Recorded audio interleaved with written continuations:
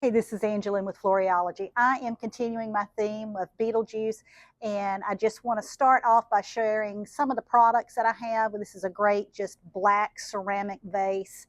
This tree fern is from Fern Trust, and they have actually dipped it in black paint for me. I think it's really fun and kind of will bring that color all through this vase. They do all different types of colors. It doesn't have to be black. We've had red, we've had white, we've done blue and teal. They do a lot of colors. Then we have, through our Farm to Florist program, Allure Farm sent me some of their dried flowers. So I have some lavender bunny tails and some purple palmetto that they did for me. And as you know, drieds are really big. And so we're going to use a little of those drieds in our vase. I'm going to sit that out of the way. And the palmetto was a little large for me. So what I did is I trimmed it down. I didn't trim it too far, but I made sure that when I cut it down, I did try and go back and cut those tips into points because I didn't want them just to be cut on a slant.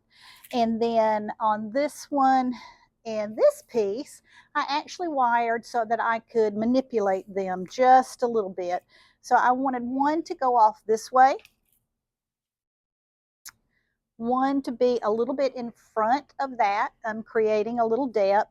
And then last but not least, I wanted this guy to bring that purple straight on down the front of the container.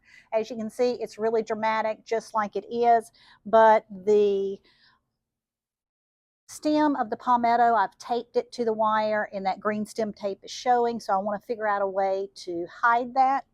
So what I'm going to do is I'm going to repurpose one of the Fujis from earlier in my photo shoot today.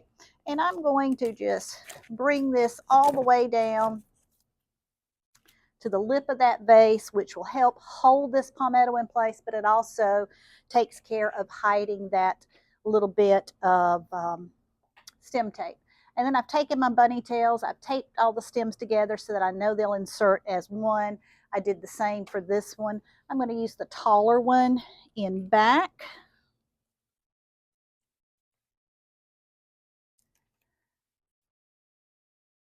You can see it's spinning around on me a little bit.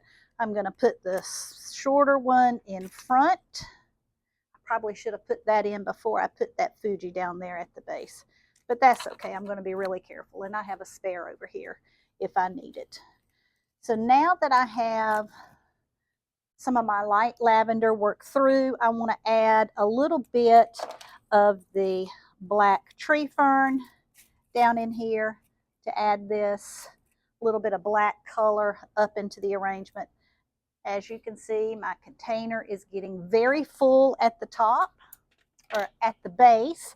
I'm going to add a little bit to the back to hide any of my stem tape that could be showing from the back. I have a couple of more Fujis, and I would really like to put some of this color up in here, so I'm going to back it up, put my Fuji Mum up against where I think I want it to go.